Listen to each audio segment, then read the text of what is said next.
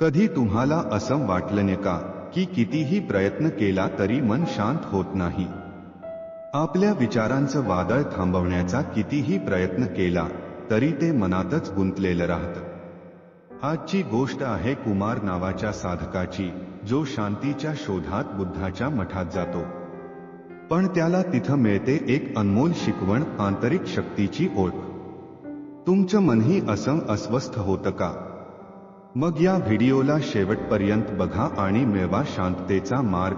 जर तुम्हाला या प्रकारच्या प्रेरणादायक कथा आवडत असतील तर लाईक करा, शेअर करा आणि सबस्क्राईब करा SR परकारे चॅनलला, अशाच विचारप्रवर्तक आणि जीवनाला बदलणाऱ्या कथा ऐकण्यासाठी.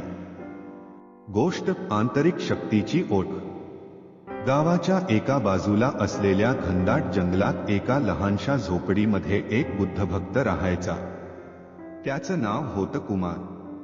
कुमार अत्यंत साधं आणि शिस्तबद्ध जीवन जगायचा.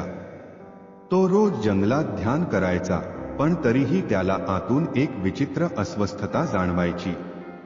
त्याच्या मनात नेहमी एकच विचार असायचा, मी कितीही साधना केली तरी मला आतून पूर्ण समाधान का मिळत नाही?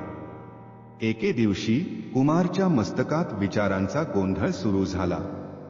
त्याचं मन सतत विचारांच्या तडाख्यात अडकलं होतं.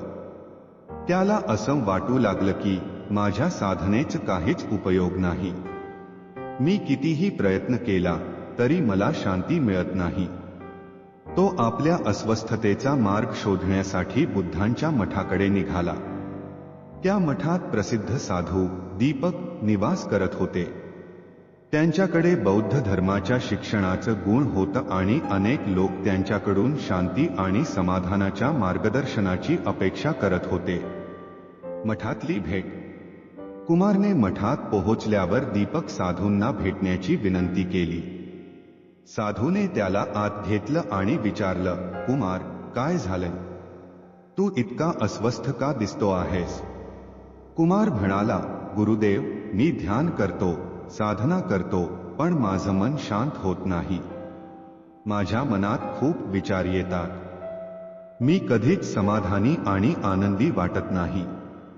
दीपकने हसून उत्तर दिलं, कुमार, आताच तुझ्या अस्वस्थतेचं कारण सांगितलं आहेस. तुझे विचार.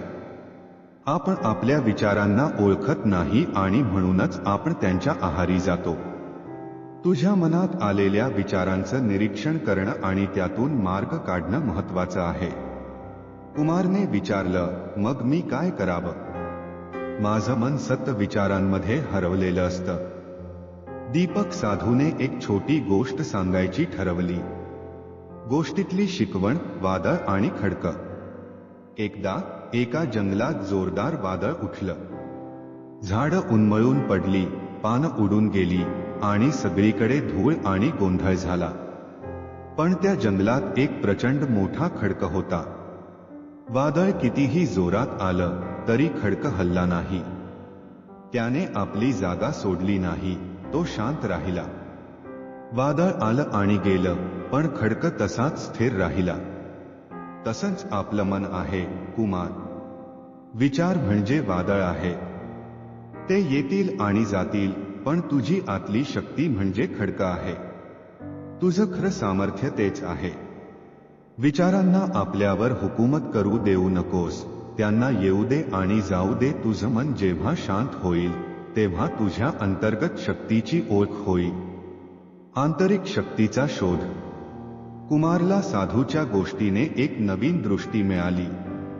त्याने विचार केला, मी आतापर्यंत विचारांच्या वादळात अडकलो होतो.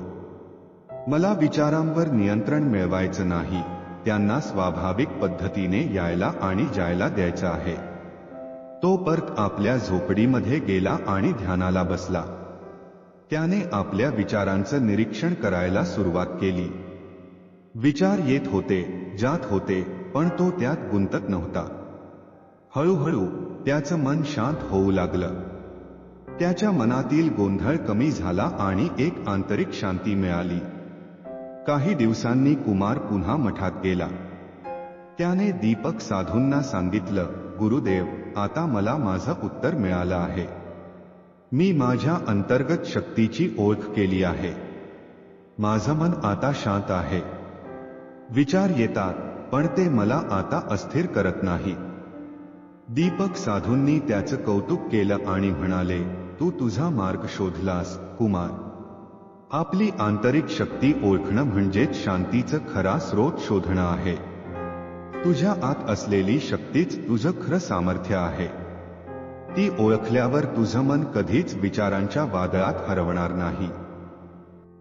मित्रांनो, ही कथा आपल्याला सांगते की आपल्या विचारांवर नियंत्रण मिळवण्याचा प्रयत्न न करता त्यांचं निरीक्षण करायला हवं. आपल्याला अस्वस्थ करणाऱ्या विचारांमध्ये गुंतल्यास आपण अस्थिर होतो.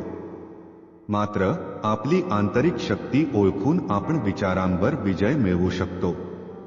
ध्यान आणि आत्मचिंतनाद्वारे ही शक्ती सापडते. विचार म्हणजे फक्त वादळ आहे, पण आपण आतून खडकासारखे मजबूत असू शकतो. शिक्षा, आत्मशोध आणि शांततेचा अनुभव घ्यायचा असेल तर विचारांचं निरीक्षण करणं आणि त्यांच्यापासून अलिप्त राहणं महत्त्वाचं आहे.